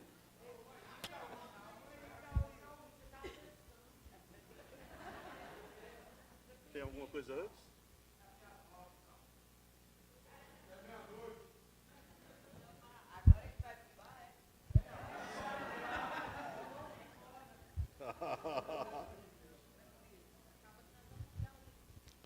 Bom, então, são as preliminares. Queria agradecer a Marília. A Marília, fiquei comovido assim, com as palavras dela. Ela fala assim, Sérgio, acolhe a gente, fala algo para nos dar força para encarar esses tempos sombrios.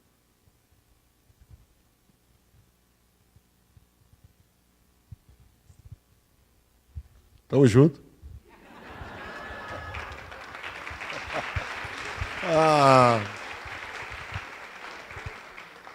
Ninguém larga a mãe de ninguém, né? Ó, eu acho uma coisa que eu queria falar. Todas as pessoas, às vezes, vão nos falar e falar assim, como nós vamos resistir? Eu digo, resistindo como sempre nós resistimos. O que está acontecendo no país hoje talvez seja novidade para muita gente, mas não é para o pobre, não é para o negro, não é para o gay, não é para o índio, não é para as pessoas honestas. Né? Então a gente vai continuar fazendo o que a gente continua fazendo. Eu passo num bar, passo na rua, aquela garagem que tinha um carro, hoje tem um bar. Aquela garagem que tinha 2 carros, hoje vende cachorro-quente. Aquela garagem hoje está vendendo tapioca. O pobre sabe se virar, porque ele vive de crises e crises constantes. A literatura periférica, o rap, a literatura negra está falando disso há muito tempo. E era mimimi. Então a nossa literatura, a nossa arte também é profética. Muita gente está descobrindo agora esse ódio. Mas esse ódio sempre existiu. Pergunte aos negros. Foram Pergunte 4 aos séculos mulheres, pergunte aos de nordestinos. escravidão negra. Ela sempre existiu. Eu acho que o que a gente precisa fazer nesse momento é subverter a ordem, é ter coragem. A palavra de ordem é a coragem. Eu estava vendo uma matéria esses dias falando que na Suécia a última penitenciária foi extinta. Aí o cara falou assim para mim, deve ser da hora morar lá. Eu não acho. Eu não acho ser da hora. Sabe por quê? A arte também é isso, o confrontamento com o sistema. A gente precisa também dizer para que a gente veio nesse lugar aqui. E agora que tem um problema, nós vamos recuar. E o que a gente escreve? E o que a gente fala? E o que a gente pensa? O que a gente diz por aí que é absoluto? Chegou a hora de mostrar quem a gente é. As pessoas pagam com a vida. As pessoas pagam com o sangue. As mães estão chorando seus filhos mortos desde sempre. Não é hora de ser covarde. Não é hora de ser covarde. Se juntar com quem está na rua. Quem está na rua? Os professores estão na rua há muito tempo. Os índios estão na rua. Os estudantes agora foram para a rua. Os negros fecharam o mercado no Brasil inteiro. Está com medo do quê? Nunca foi fácil. Eu não acho. Nós temos que enfrentar, nós temos que falar com as pessoas. Temos que aprender a comunicar. O cara votou em falando de tal, vamos brigar com ele? Não, vamos mostrar para ele que ele estava errado. Na ideia também. Nós precisamos ter ideia. Porque o ódio não pode ser chumbo trocado. Eu não tenho ódio, não me peça para ter ódio. Eu não consigo, entendeu? Apesar de admirar. Você entendeu? Quem consegue ter raiva dessas coisas aí. Então, acho que a pegada é essa. Mas temos que estar junto. Junto, quando eu digo, não é na hashtag. Hashtag não muda nada, irmão. Se a hashtag fora Temer, já era para o Temer estar preso há muito tempo. Não é? Não é isso? E, as ruas são diferentes do Facebook. É da hora ser revolucionário no Facebook, ficar dando ideia. Entendeu? Tem muita gente que não faz, querendo ensinar quem faz como tem que fazer. Certo? Então, acho que ser realmente um agente de mudança. E mudança, quando eu digo, porque o que a gente faz, o que a gente é, quando ninguém está vendo. Quando você fizer alguma coisa que ninguém está vendo, fala assim, eu sou essa pessoa. Não é isso? E nós temos que transmitir humanidade para as pessoas. É um momento onde as pessoas estão tirando de nós o direito de ser humano. Porque quando um cara é racista, ele não deixa o negro ser humano, mas ele também não é. Há um vácuo de humanidade aí. E é disso que nós temos que ir atrás, de buscar a nossa humanidade. E não podemos entregar isso de graça para ninguém. Não se vender quer dizer ser digno, ser real, ser a favor das pessoas. Quando alguém me diz, eu sou cristão, mas eu faço arminha. Você não é cristão. Você vai na igreja. E o que adianta você ir na igreja, acreditar num Deus, mas esse Deus não acredita em você? Não é isso? O que está acontecendo hoje nesse país também, não é?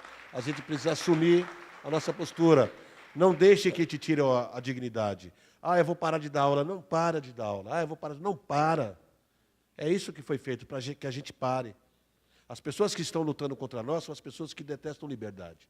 E ser livre é um privilégio para poucos. Amar é ser livre. Amar é ser livre. É um privilégio para poucos. Ter uma causa é amar. É um privilégio para poucos ter uma causa.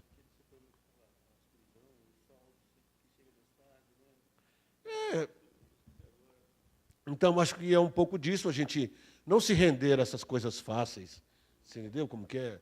Ah, porque o cara falou, vão desistir. Eu não desisto nunca. Eu estou aqui porque eu não desisti e não vou desistir. Ah, eu sou melhor que ninguém? Não. Eu sou teimoso. Quando as pessoas me dizem que eu não posso, aí que eu vou lá e faço. Não é? Sem saber que era impossível, ele foi lá e fez. Não tem uma frase assim? Então, eu sou dessas pessoas. Eu não estou pronto para lutar, porque eu sempre estive pronto. Vim lá do norte de Minas, na miséria, morei em Cortiço. Eu estou sempre pronto. Não me venham pedir para resistir, que eu já estou resistindo faz tempo. 4, 5 anos. Então, para mim, não é muita novidade.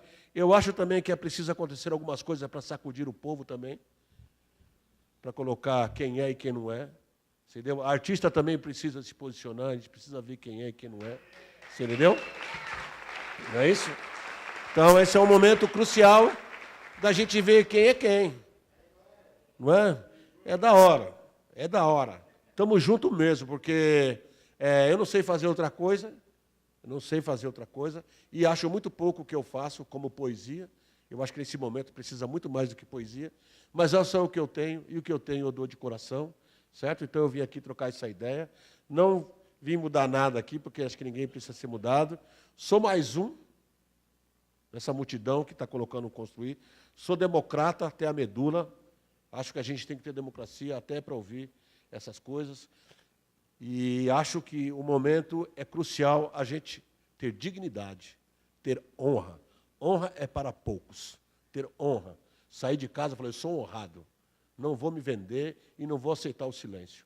As pessoas pagaram e pagam com a vida. E eu não vou me acovardar.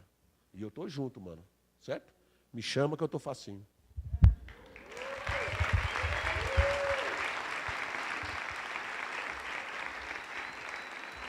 Sérgio, muito obrigado. Gostaria de agradecer a presença de cada um. Ou vais ou racha. Muito obrigado. Agradecemos imensamente a presença de todas e todos vocês.